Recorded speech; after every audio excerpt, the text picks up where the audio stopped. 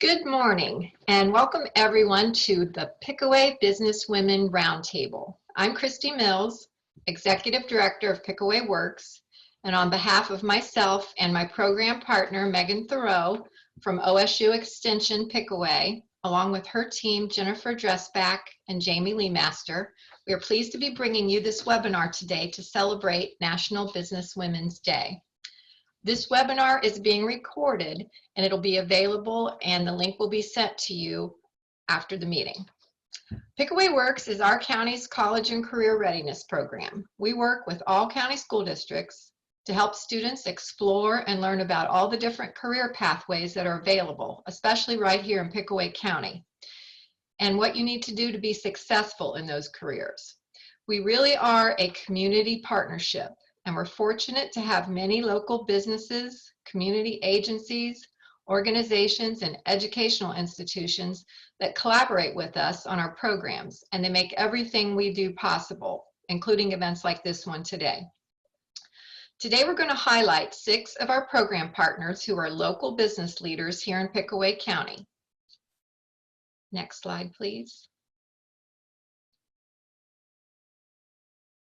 I'm pleased to welcome Katie Logan Hedges from 4Jack Industrial, Bethany Reed from Healthcare Logistics, Heidi White from Kingston National Bank, Jessica Mullins from the Savings Bank, Joy Ewing from Pickaway County Job and Family Services, and Stacy Sark from Mid-Ohio Water Management. I want to welcome and thank each of you ladies for taking time out of your busy workday to share information with our students about your career journey. We're all excited to learn more about what you do, along with any advice that you might have, especially for young women as they plan ahead for their future careers. Participants, as you're listening to each one of our business leaders talk about their career, you will be able to ask questions in the Q&A box, which if you'll hover over the bottom bar of your screen, there's a Q&A tab that you can click and be asking your questions on the sidebar. So we'll look at those after we get done with the overview. Katie, if you wouldn't mind starting and telling us a little bit about your career and what you do.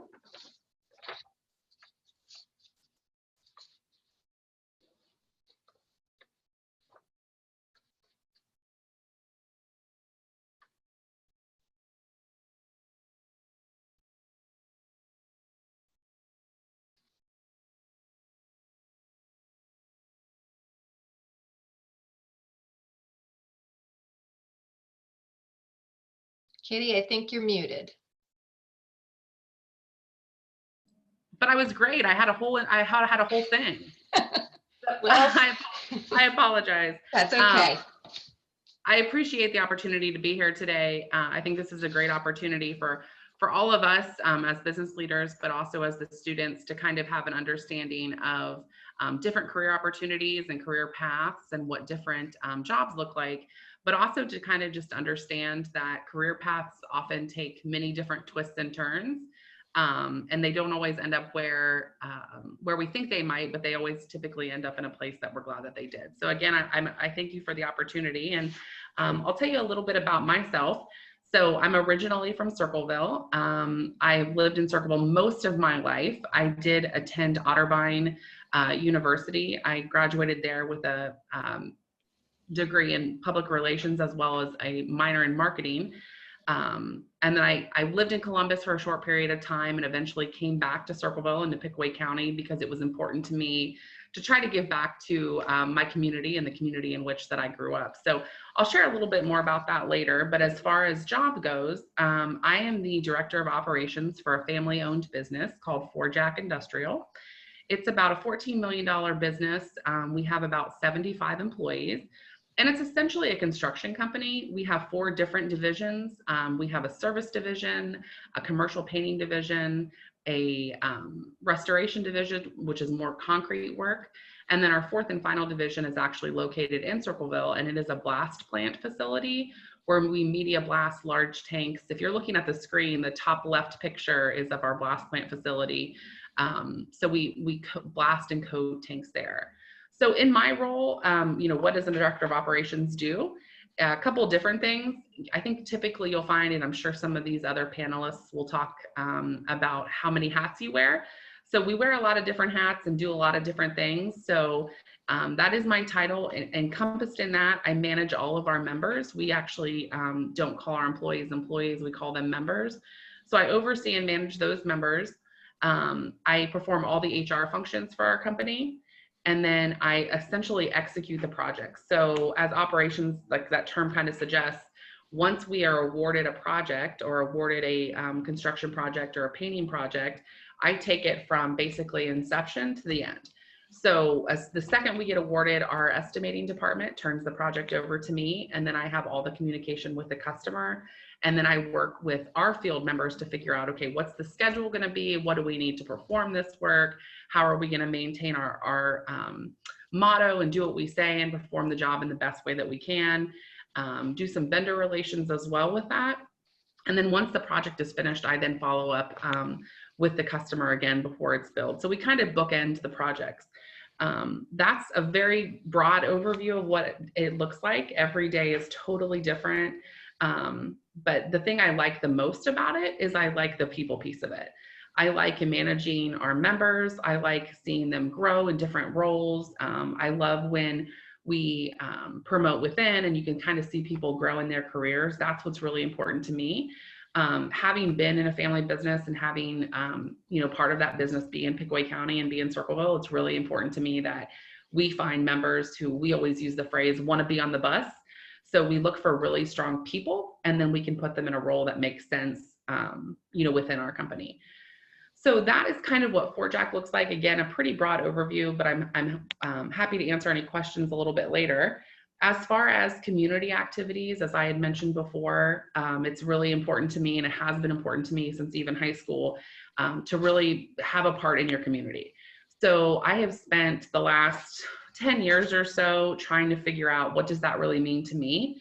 That journey has taken me to a lot of different organizations and a lot of different boards and community events to try to figure out what I'm passionate about.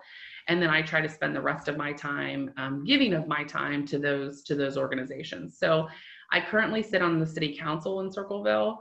I represent an at-large ward, which means I pretty much represent the whole city of Circleville. I do that. I am also the current chair of the Pickaway County Fellows Program.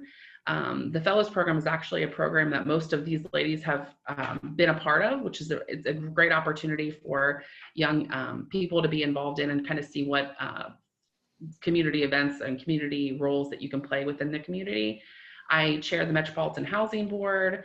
I am the secretary of the Pickaway County Visitors Bureau, and I participate in the 100 Women That Care through Pickaway County Community Foundation, several other different things throughout the community that mean a lot to me. So that's an important part of my career and who I am.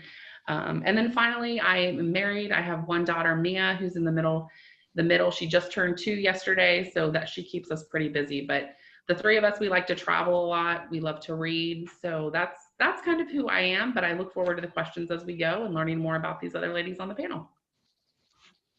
Thank you, Katie. That was great. Thank you very much.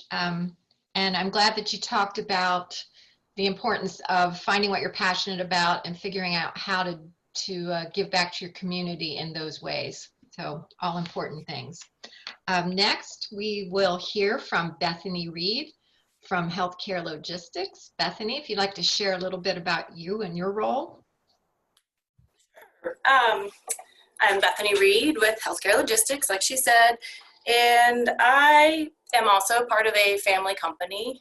And we talked about how getting to your career path isn't very straight, but I took a relatively straight course. I grew up here in Circleville. My parents moved here when I was about 2, so I don't really know anything but Circleville. I went to Logan Elm, graduated with honors. I went on to Capital University. Sorry, Katie. I picked the better one. And I graduated from there with a bachelor's in accounting. My neighbor was an accountant. I knew I wanted to be within the family business. I'm not sure what really inspired me to try that tract, but back in the day, it seemed like accounting would be black and white, and it was tax forms, and if it says, put your income here, like you just fill in that number. Boy, when I got to college, did I learn that accounting is way more than that, and not clearly black and white as that. But it ended up being a great background for business, because from Capital, I graduated in '98. I went on to work at Arthur Andersen, which is one of the big five.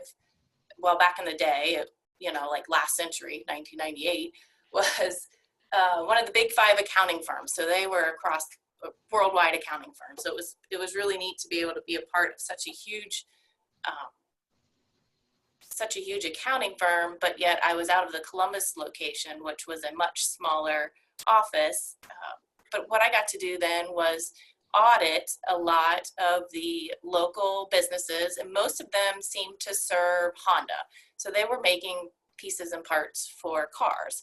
And I got to see different ways to do business, even though they all had the same end result, was parts for cars, that everybody operated a little bit different. But then that was great. I got married in '98 as well. I also passed the CPA exam in '98. So '98 was a big year. All that took place within about 6 months. So if I can do it, you can do it. And from Arthur Andersen, in 2000, I got married in there too. 2000, we had our first child.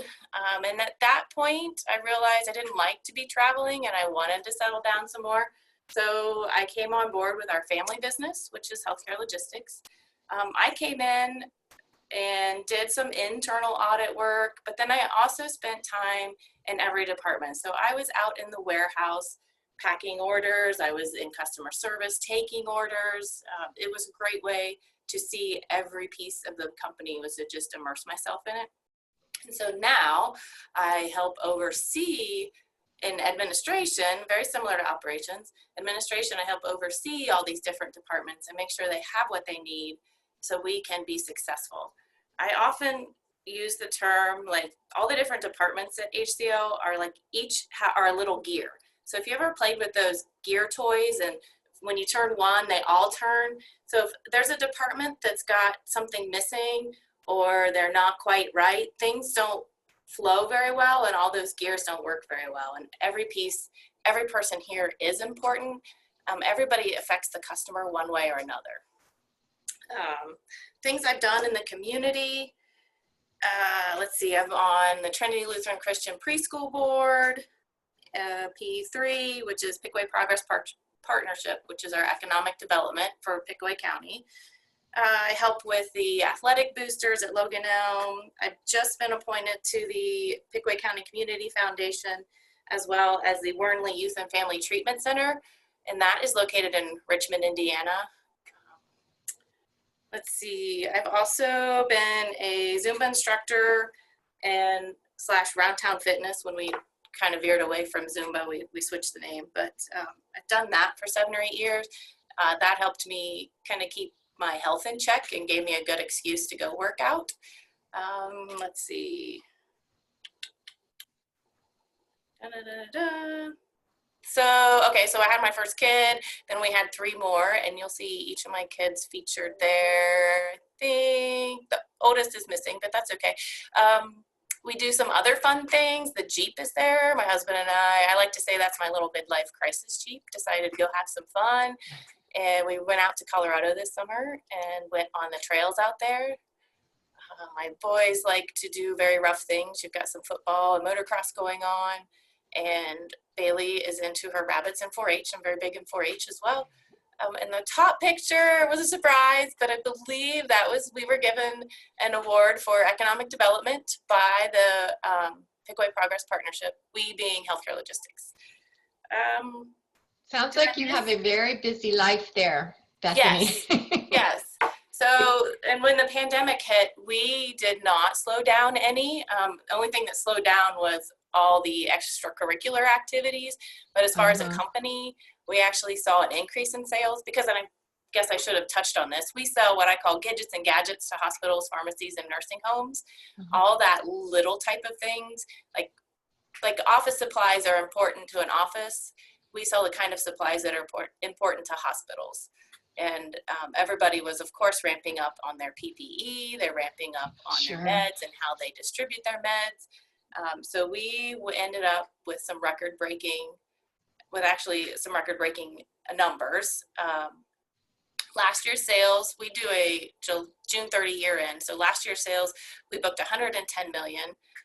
And 2 years ago, we busted over that 100 million. And so that was a huge milestone. Congratulations. That's exciting stuff here. Congratulations. It's good to hear some positive stories come out of this upside down world that we've been living in here for the past 6 months. So that's great. Thank you. Thanks so much, Bethany. You're welcome. So let's see. Next, we're going to hear from Heidi White from the Kingston National Bank. Heidi, if you would, please tell us a little bit about your role. Sure. Good morning. As Christy said, my name is Heidi White.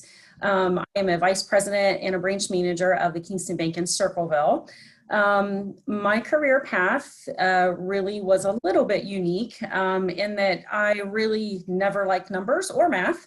I graduated from Zane Trace High School in 1992 and went to Ohio University. And from the time I was in the 7th grade, I wanted to be a registered dietitian.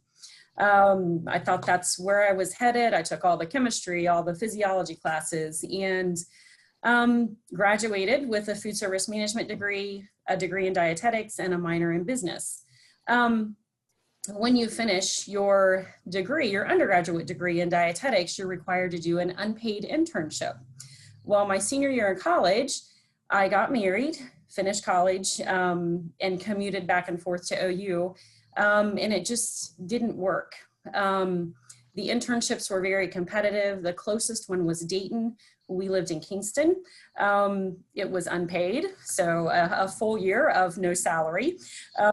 So it's just something that I decided maybe it wasn't for me. So took a part-time job at Kingston National Bank. My aunt worked for Kingston Bank, and she said, why don't you come and just work as a part-time teller while you decide? From the very first day, I loved it. It was like family. Small company, you know, at that time we had 3 branches. It was a great fit for me. I mean, I loved everything about it. So worked as a part-time teller for a year, and I got to learn all about customer service, which was fantastic. Once I went full-time, I worked in lots of departments, worked as a loan processor. So I learned a little bit about lending. Then I was a loan officer, so I got to learn a lot about lending. And then I got an opportunity to manage my first office in Adelphi. Since then, I've managed 2 other offices and love it. Kingston National Bank is a community bank. You're going to hear from another community banker here in a minute. They truly allow their employees to become better leaders. They're very flexible. I've been allowed to do leadership programs that I wanted. They want their employees to grow. So as a business, they do a great job with that. So let's see, I lost track a little bit. A typical day for me, Katie talked about wearing lots of hats. We all wear lots of hats, and in my job, I do different things every single day. You know, I do loans, I run an office, I have a staff of 6 here in this office, but there's so many different things that you do as a banker. If anybody listening wants to go into banking, please ask questions about it. It's not just cashing checks and taking deposits. There are lots of things that go into it. In the community, I am a member of the Noon Rotary Club in Circleville. I used to participate in the Logan Education Foundation. I was the treasurer for them for several years. I resigned from that position because I ran for the Logan School Board, and I'm a member of that right now. I also serve under Katie as chair on the Leadership for Tomorrow Committee for the Leadership Fellows Program. I went through that program as well, and it's a great way for this community to find good leaders for the future.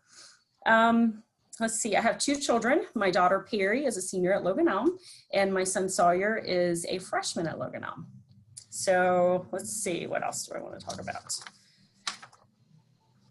One of the things that our bank president has always said, and I talked about customer service a little bit and learning about how to deal with the public, is he said over and over again, the color of money is the same everywhere.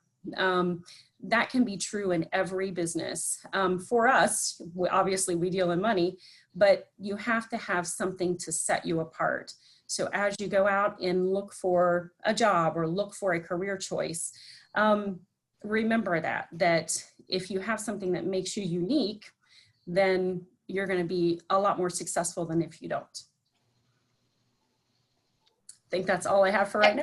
Okay, thanks, Heidi. Thank you. I like hearing about how your career journey was not a straight path, and also that a part-time job led to really your dream career that you didn't know was your dream career. That's exactly right. Yeah. So being open to part-time opportunities are a great way to explore. Thank you. All right, next we're going to hear from Jessica Mullins. Jessica is with the Savings Bank, Circleville. Jessica? Hi, thanks for having me today. And I found it very interesting to listen to the other ladies that have been before me, especially Heidi, because I am also in the community banking world. And it sounds like Heidi and I have some similarities of our job duties, as well as where we've come from and how we've gotten there.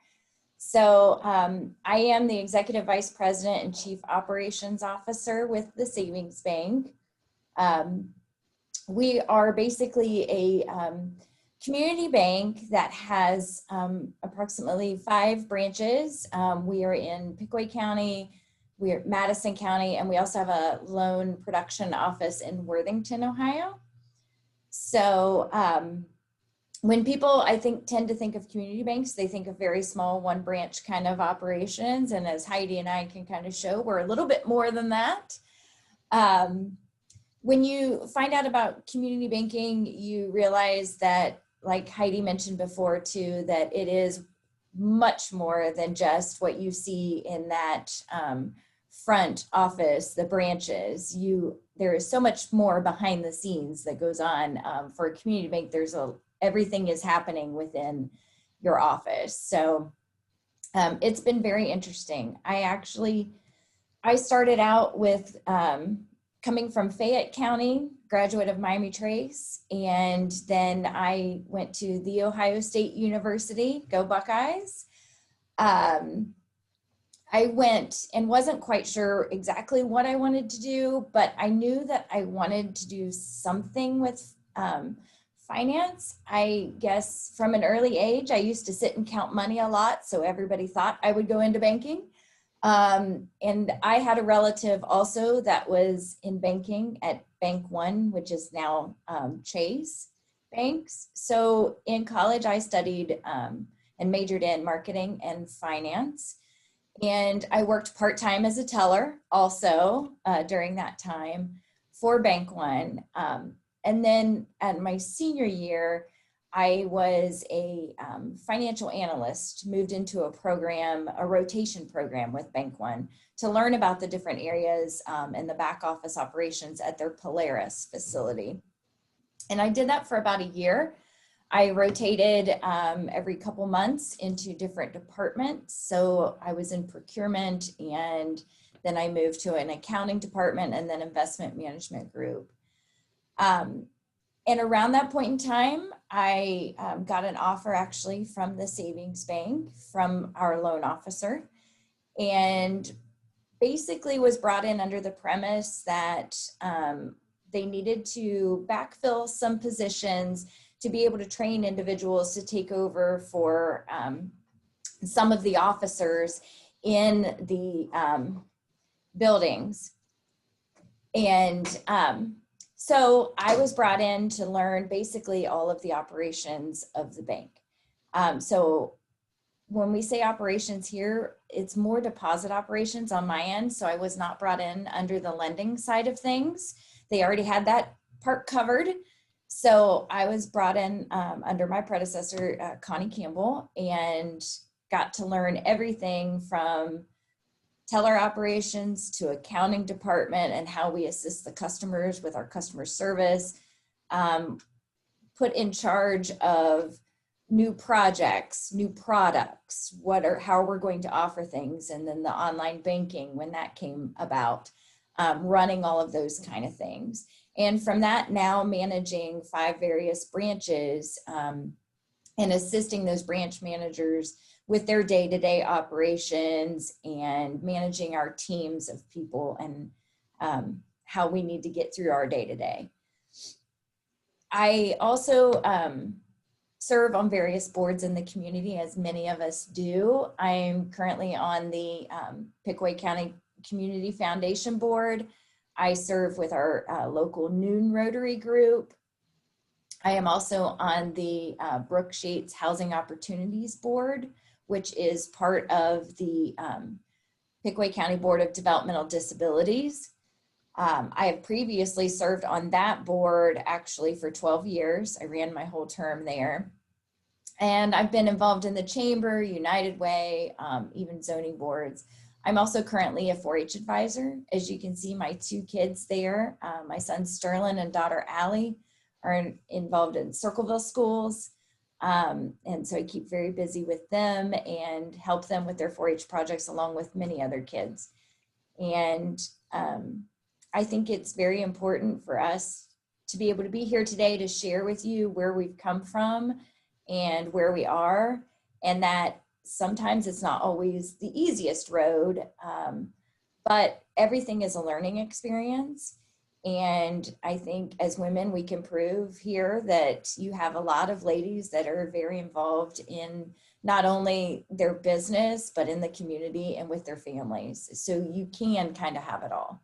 That's good point of view there, Jessica. And I think our common theme that really true leaders in our community are hands-on in the community. Yes. You get in there and you get your hands dirty and you volunteer and you're engaged and you're involved in the world around you. And that's really what leadership is about. Thank you. Thanks, Jessica. Next, we're going to hear from Joy Ewing. Joy's with Pickaway County Job and Family Services. Joy? Good morning, and thank you so much for having me today. I want to talk a little bit before I get started into my career journey. First, I want to talk about Job and Family Services and what we do here. So there are 4 departments with Pickaway County Job and Family Services. The first one is public assistance. So we're working with people who are applying for food assistance, cash, medical, or child care. We also have child support. And we're working with people that either need to get a child support order established or maybe who have one, and we're working with people who are ordered to pay or to receive a child support order. We also have children's services. So we get referrals of abuse and neglect of children in our community, and that department goes out and investigates those referrals. And then finally, a department that you all may be familiar with is our Ohio Means Jobs office. So there is a state website, the ohiomeansjobs.com website that a lot of people go to. It's great for career planning. And we also have a resource room here locally that you can come into, and we will help you with resumes, with career searches. We help not only people looking for jobs, but we also help employers with posting jobs and maybe finding someone who would be a good fit for their job. So that's what we do here at Pickaway County Job and Family Services. So now I just want to get more personal and talk about my career path. I graduated from Allen East High School, which is a high school just outside of Lima, Ohio. And while I was there, I knew that I wanted to go to college, but I wasn't really sure what I wanted to do. So I went ahead and I put myself into positions when I was in high school to volunteer, kind of get familiar with some different career paths and decide what might be a good fit for me. So I'll tell you one of the more interesting ones that I did. I thought maybe I wanted to go into media. Nothing in front of the camera, more behind the scenes. And so I volunteered at a local TV station. I have lots of experiences and memories that will last me a lifetime from that opportunity. But one of the things that I learned throughout all of those volunteer opportunities was just as important, what I didn't want to do. So I went into college undecided. took some classes, and I was going to declare marketing and business as my major. And it was good. It was something that I could see myself doing. I can't say I've heard many of the speakers talk about the passion that they have for their careers. Business and marketing was something that I liked, but I can't say that I was passionate about. My sophomore year of college, I took an introduction to social work class, and I absolutely fell in love with social work. It is something that there's so much flexibility with it. You can work with all different ages. There's social work everywhere. I mean, just look at our agency and all the different parts and pieces of what we do here. So I changed my major at the beginning of my junior year, and I switched to social work. I had to do an internship, and I did my internship at Clinton County Job and Family Services, and would have never guessed 25 years later I would still be in the job and family services world, but here I am. So let me back up a little bit. I went to Wilmington College, so I feel that conference is well represented here between Capital, Otterbein, and now Wilmington. Loved my experiences there. I actually met my husband there, and found a job here at Job and Family Services and started my career here. My career with Job and Family Services has been, I've done many different things. I came in customer service. I have been a child support caseworker. I worked with adult protective services and public assistance. So I've been in 3 of the 4 departments here in our office working. And then in 2011, I was honored that the commissioners appointed me as the director of the office. My typical day, it's working with the different departments, also working with our state department, especially now with everything that's going on daily. We're seeing things that are changing and things that are different. And how do we do business, especially right now? We have most of our staff working out of the office. And so how do we keep the volume of work that we have going and making sure all the work gets done while also working remotely?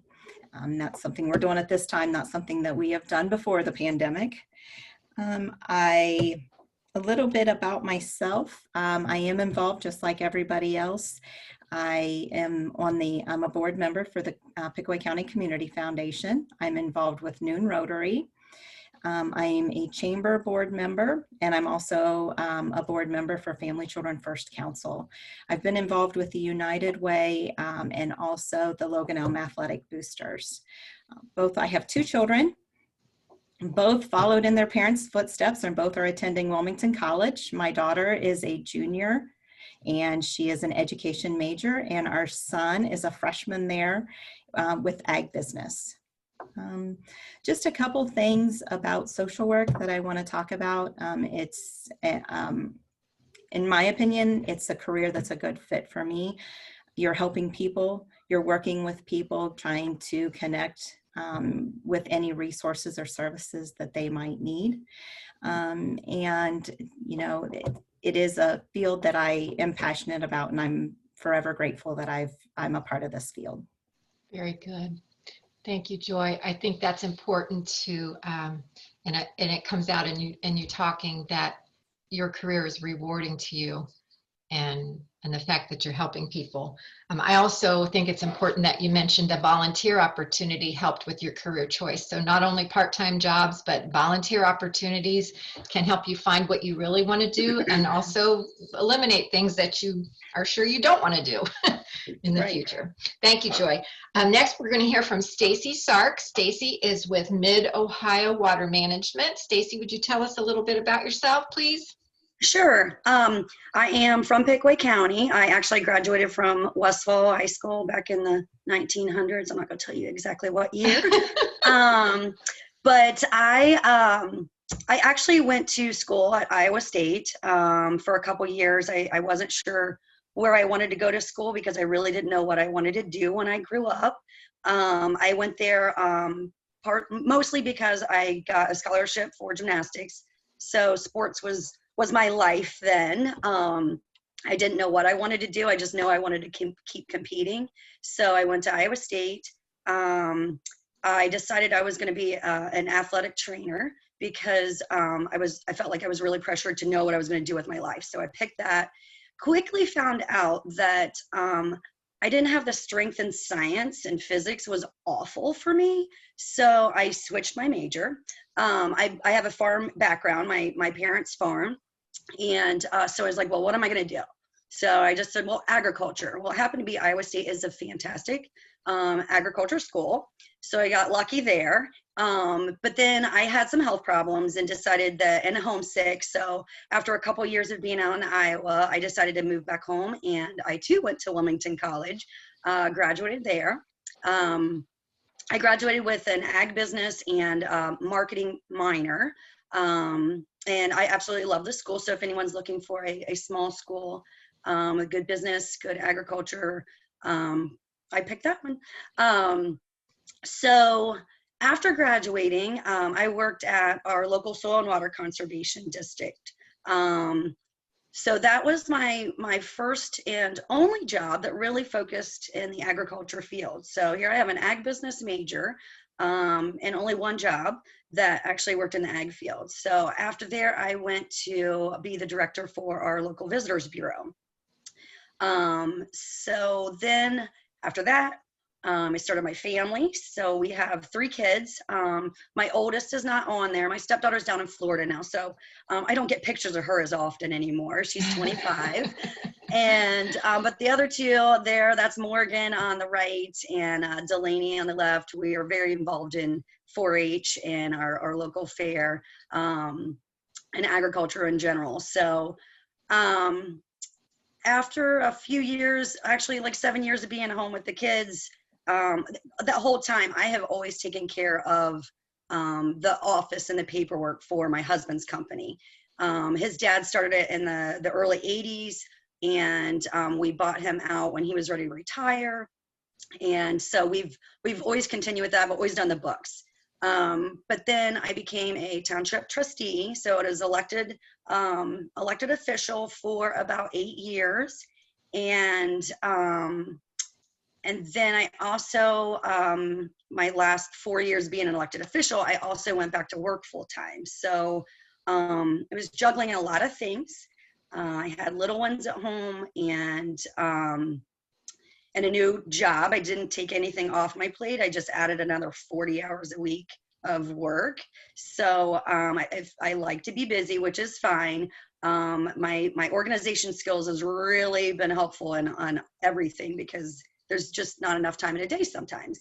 I know you guys in school, you probably feel like you don't have enough time for sports or activities or just getting all your schoolwork done and chores that your parents probably give you. But if you're organized, you can do it. So I was at P3, which is the Economic Development Office. Bethany had mentioned she's on the board there. I started there as an administrative assistant. Basically, I was just a secretary. And then it grew into another position there where I was the Economic Development Assistant.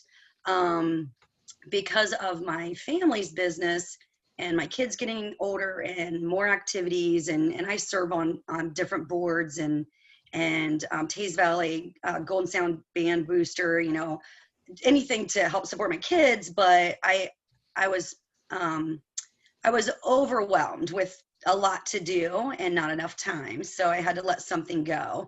And our business was really booming. And so I left P3 last September and have worked full time with my husband since then, and our business has really grown just because it's been more organized. I've been able to market our company better because my husband doesn't like to do any of the office stuff. He likes to just go dig in the dirt, which is fine. So some days I don't have a typical day. I'm not all dressed up. You guys see me in my flannels. Today I'm actually going back out in the field. Some days I'm dressed up in heels when I go into P3 office and have other meetings, and other days I'm in my boots. And so typically we get up in the mornings, you can see all of our cattle. My daughter and I are helping my dad with the cattle operation, and so we have to go feed in the mornings and then come back. The kids start school, and I'm either here in the office, or I go out in the field with my husband, or I go into the P3 office. So there's like I said, it's not a typical day, and I like the variety. I like the flexibility of being a business owner. But I'm also a Mary Kay consultant, which Mary Kay Cosmetics. I've been doing that for almost 20 years. I was a sales director for a couple years. So I really like to take on roles, whether it's in, leadership programs or organizations, where I can empower other people to find their strengths, be more involved in their community or with their organization, and however that may look. So I guess for a little bit of advice for all of you, if you go to college or go straight into the career field, I recommend, like all these other ladies, they're involved. Get involved in your community, whether you go to school out of state or out of town, or you stay local. Get involved in your community. There's so many opportunities to volunteer and make a difference, but you also become connected with other people. So the connections I have, like all these ladies that you see on the screen, I've either worked with them or I've participated in programs with them through Pickaway Works or our community foundation. Bethany was on my board. Actually, Bethany and I grew up together, and here she's one of my board members. So, I mean, it's like, it's full circle. You never know when one of your fellow classmates, or maybe one of your teachers now, may be your bosses one day. So just be nice to everyone. That's what my mom always told me. Be nice to everyone that could be your boss one day. I really do. I like being involved in our community, and it sounds like we all have many hats to wear, but we choose to, because we like to be involved. We don't have to do it. We like to do it. And it may not be for you, but if you don't try it, you don't know. So just try, continue advancing in your leadership skills, team skills, any of that. So that's just my 10 cents. Thank you very much. That's great, Stacy. You did touch on a lot of skills that are required to manage and juggle all that you've got going on. And I think when we open up to Q&A, everyone could be thinking about some of the specific skills that come into play in their role.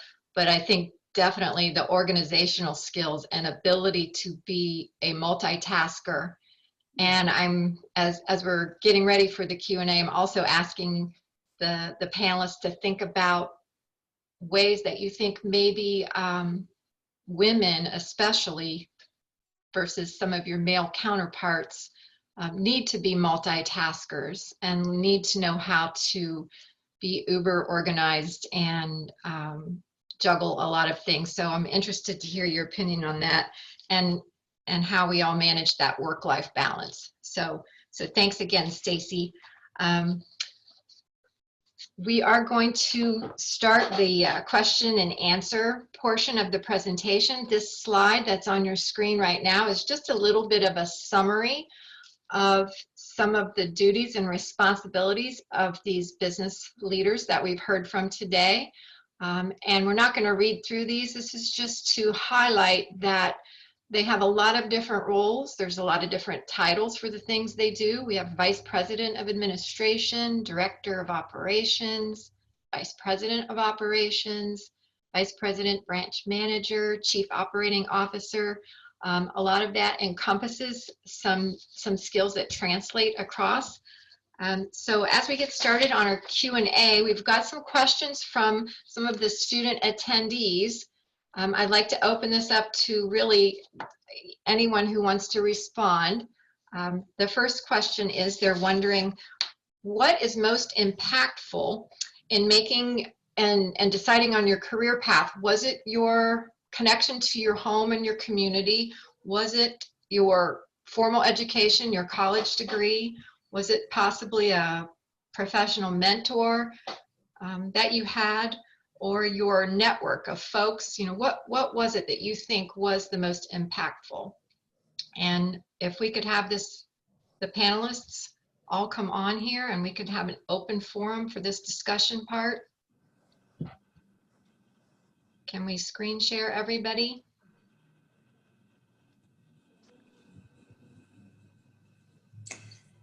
I guess I could start. Okay. What was probably the most impactful for me to make the decision to move into community banking was the fact that, like many of us here on the panel, we have families. I was working in more of a back office, cubicle, large industry, basically, environment. And the decision to come into community banking, what mainly made it for me was having more flexibility in life. Being able to be involved in my community and knowing that my company supported that and gave me the time away to do that. And they're also very, very supportive of understanding that you have family. And I was at the point where I wanted to have a family, didn't have one just yet, but also didn't want to be making over an hour drive every day and sitting in a cubicle all day. I wanted some more variety. And I wanted to know that when the time came, if I needed to leave to do something with my kids, that I would be able to do that. And that was really important to me, and to know that I had the support of my employers to be able to do that and also serve in the community. So. Okay, thank you. Anyone else want to comment on that? Yeah, I'll weigh in. I think Jessica's absolutely right. And she hit on something that Joy said that really struck with me as well. I think when you begin to look at a career, it's typical for, I think, most people to start at a couple of jobs that maybe aren't their long-term career goal or where they want to land in the future. But I think what matters at the end of the day is that you find what you're passionate about. And in a lot of opportunities, there are companies and jobs and places that you can be really passionate about that place's mission. So like Job and Family Services is an example where you can be really passionate about serving others and helping others through the opportunities and the services that they provide. But you can also incorporate kind of what Jessica said, what you're passionate about and what's important to you, really at any job or business, as long as it provides you the opportunities to do that. So I guess what I mean is, being at ForJack, I'm really passionate about. I love ForJack. I love the people at ForJack. I believe in what we do. I believe in our mission. But am I really passionate about paint? No, but I'm passionate about giving people the opportunities that we have. I'm passionate about being able to give back to the community like we do. I'm passionate about all of these community things that all of these wonderful ladies have talked about being involved with. And ForJack gives me that opportunity to do that. So I think it's just really important not to feel like you have to figure out what you're passionate about in terms of like a specific career, and realize that you can take what's really important to you and try to integrate that into any business that gives you those opportunities to do those things, if that makes any sense. Yeah, very good. Yes, important. Okay, we've got a couple more questions from our attendees. One is specifically for Bethany. The question is, what's something you should know that nobody tells you about when going into accounting? Unmute. There you go. There you go. I don't tell you have to deal with technology. I was just getting ready to type the answer, so I will just say the answer. There are multiple pathways even within accounting. So accounting is not just debits and credits. It's not just money in and money out. There's some cool things they're doing nowadays, like forensic accounting. So you can go in and find the fraudsters. There's all kinds of tax accounting. There's audit. And I'm sure I'm not even touching on some of the other little pathways, but you'll find, if you like numbers, I think you can find a path where you find that passion and can apply it, and then it doesn't feel like you're working at all because you're doing some really cool things. Okay, so way more to it than most people think. Yep. Okay, another question for Heidi. One of the attendees used to work at Kingston National Bank, South Bloomfield. What is something important about banking that I may not have learned while working there? Ooh, that's a hard question to come up with on the spot. For me, like I said, I was never a numbers person, not like Bethany. So for me, banking is more about service and being able to help people. Okay. Like being involved in the community, being able to help people or help be a leader in the community. I feel like banking is just more about people and knowing how to deal with them. I actually got my customer service start at McDonald's at age 16. And I'm glad you brought that up. Yeah, Thank you. So yes, I always joke that that's where I learned customer service, because Right. people are really mad about their food. Yeah. How to deal with it. So, but really, banking isn't about numbers; it's about service and about helping people. So, I guess that would be my answer. That's great. And we have had many business professionals tell us that some of the best training that a student could have to set themselves up for success is to work fast food. Everyone should. Customer service and all those skills that are required is great training. So Yes. Thank you. The questions keep coming. This is great. We've got one. Let's see. This is open to anyone. How does your company market your product? Is there anything unique your company does? Anybody want to take that? I know, Bethany, you're going to have to chime in on this because healthcare logistics does have a unique marketing approach. Yes, Yes. they do. So we know that the healthcare environment can be very serious. So we take a not so serious approach. We have one catalog every year that has everything in it. And then on that catalog is a cover that is fun. For instance, we had Star Boars, which was a pig dressed up like Luke Skywalker. This year it's Parrot Trooper instead of Paratrooper, which is a parrot jumping from an airplane. So we each year change that up. The other famous little thing healthcare logistics is known for is the rubber chicken. Back in the day before the internet, you would have catalogs come in the mail. And when you get a stack of 20 catalogs and let's say a sales rep calls you to follow up on whether you got that catalog, what are the chances you're going to remember if you got that catalog or not? Well, when that catalog arrives with a rubber chicken, I've got one. and I don't even have one in here. That's pretty bad. You're likely to remember that catalog. So it's what my dad refers to as hitting them upside the head with a 2x4. You got to catch them off guard. You got to do something different. And we do a lot of that in our marketing. Very good. Thank you. Okay, next question. Again, open to anyone. In management or administration, what exactly do you do on a daily basis? Some day-to-day activities in management or administration. Oh, I'll chime in just because my situation is a little bit different. So everybody else works for a bigger company. Our company is different in the fact that it is me and my husband. Sometimes we have a part-time employee to help with some of the jobs, just because we just need a little bit more manpower, or it's something where I'm just not strong enough to help lift the pipe or whatever the situation. But typically, like my job, I'm not really managing people. I'm managing projects. And I'm managing our invoicing. I'm making sure that people are paying their bills. So there's follow-up from that, and it's just keeping organized. It's sending out invoices. It's keeping it organized so I know what's still outstanding, who hasn't paid. If it's a repeat customer, we just reach out to them.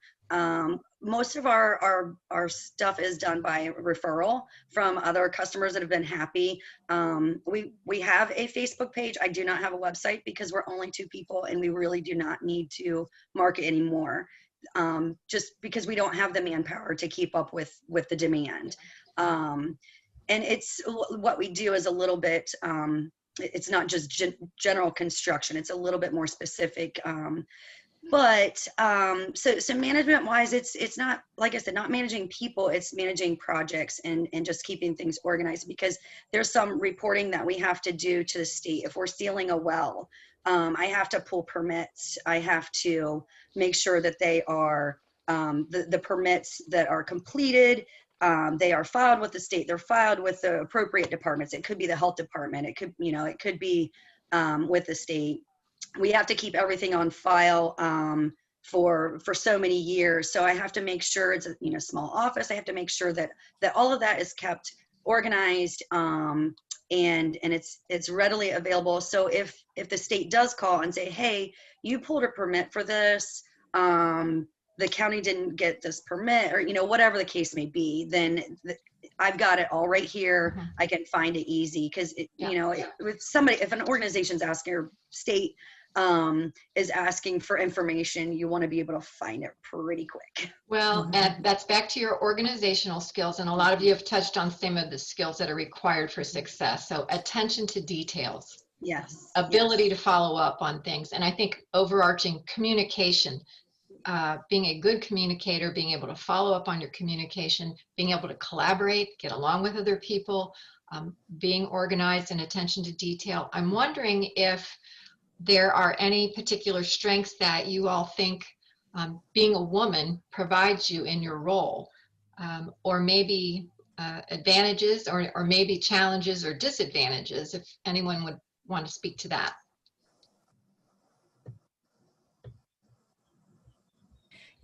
I'll chime in here. I don't know if it's necessarily about being a woman, but I think in social work, it's very important that you have great listening skills in addition to great communication skills, because as someone's telling you what's going on in their life, you have to listen, because there may be something that they're not telling you that maybe you may get a hint of, that you need to go ahead and work with them, refer resources, anything like that. So I think great listening skills is important with careers. Well, we could all agree women are the best listeners. Okay. Yeah. Anyone else?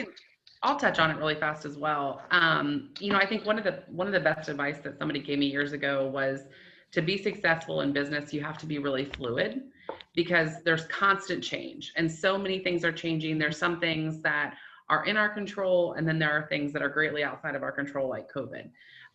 Those types of challenges really require different approaches and different management styles and different reactions. So I think that just being fluid is really important. And to tie that back to your question about being a woman, I'm in a business that is very male predominantly male. And part of that for me, though, is to just be fluid. So to recognize that, and sometimes how I present myself and how I can be at work is, you have to kind of be a little bit more fluid to your audience and recognize what that audience looks for and how they best respond. And you as the manager, or you in your role, or even you as just an employee who's trying to continue to work themselves up, I think that's helpful if you can recognize that, and you are the person that makes adjustments versus waiting for others to adjust to your style.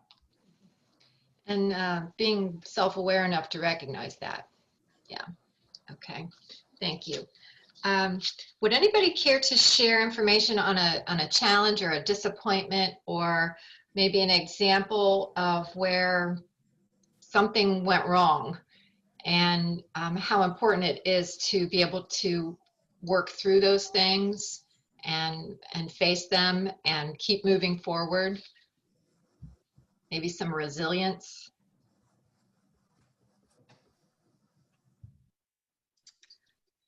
I'll jump in. Okay. It was something that was a great disappointment. There was a position within the agency that I had applied for. I definitely thought that it was a great fit for me. I was, excited to apply for it. I didn't get it. I was very disappointed. But looking back on it now, it was a step. And I don't know that I would be where I am today if I would have made the step in that direction. And I guess it's just realizing everything happens for a reason. You learn from it and you move on. So important, Joy. Thanks for sharing that, because that's happened to all of us in our career, in our personal life. That's life. That happens. And I think the important thing is to stay open, learn what you can from that, and keep moving forward, and not to quit. So let's see what other questions we have. We are getting towards the end of our time. I'm interested just to know if anybody had a mentor, someone in your life that played a big part in helping you arrive where you are. Maybe it was, I think some of you touched on some internship opportunities, anything like that that you could recommend students seeking out those kinds of experiences or those kinds of people, and ways to do that. Any job shadow opportunities or anything like that that you might know of? Christy, I can jump in. You know, I had a really unique experience in high school. I went to Circleville High School until I was, actually went to Circleville from kindergarten through my junior year. In my senior year of high school, I took a really unique path and went to a school in Columbus. I did that because I had become kind of bored, and the opportunities, I was just ready to keep going. And I had completed most of my credits for school in Circleville. So I got the opportunity to go to this school in Columbus that really specialized in internship experiences. And through that, I met the founder of that school. Her name was Eileen Mears, and she was somebody who really pushed, not just upon me, but upon everybody, to never take no for an answer. And it sounds like that's, you know, an easy thing to do, but it's really not. And I have this memory of being in her office as a senior in high school, and we were talking about what type of internship did I want to do. And I really wanted to be involved in politics. So she suggested that I try to contact a senator on Capitol Hill and try to get an internship with them on Capitol Hill. So I did that, and you know, you were passed around to all these different people. Nobody wanted to take your call. The fact that you were in high school was an absolute no-go. And so after all these efforts, I went back to her and said, like, hey, this isn't going to work. No one will listen to me. No one will answer my call. And she just said, nope, we're going to try. And so she picked up the phone and she called somebody, and we called incessantly until someone finally said yes. And I honestly believe that they said yes so that we would stop calling. But because of that, I got this amazing opportunity as a senior in high school to intern on Capitol Hill with a US Senator. And it was an experience that I will never forget. And one of the most important things that it made me realize was I didn't really want to be in politics. And I think had I not had that experience, I would have actively pursued being in politics, and it would never have been a good fit for me. So I think even if it's not on that level, doing some sort of internship or real life experience is absolutely vital, because at the end of it, you may figure out that it's really not what you thought, and it may be a path that you decide not to go down. And that really sounds disappointing, but it's not, because it's just as important to realize that it's not a fit than it is to realize that it is something that you would want to pursue. Very good. Anybody else? We have a few mantras around here. One of them is try, fail, adjust, try again. So Katie, that goes along with what you were saying. And then also that fail just simply stands for first attempt in learning. So it's not really a failure. It's just your first attempt in learning, like learning what I'm gonna write that down. So we use that a lot around here. And then the answer is never, because I've always done it that way. That is not an answer. It is not acceptable. And we figure out why we did it originally that way, and we figure out if there's a better way to do it now based on our current circumstances. Design thinking. Being open. Very good. Well, thank you all. Thank you all. This has been wonderful. I just want to remind everyone that's listening in that you will receive a recording of this webinar. It's been recorded. You'll receive a link to the recording tomorrow in an email. It'll also be on our Pickaway Works website. It will be posted to all social media through Pickaway Works, Facebook, Twitter. OSU Extension will post it on their social media. And panelists, if you would, you can promote it through the social media accounts through your business. There's also going to be a survey emailed to you. And this is really important for us. In that survey, it's just a few questions, but your feedback is so important to us as we evaluate this webinar, and then we hope to bring many more of these type of events to you. We'd like to have one a month focused on a different type of career pathway each month. And for us to do that, we're really interested in your career interests and what you're interested in. So if you please give us that feedback, we can focus on the things that you're interested in.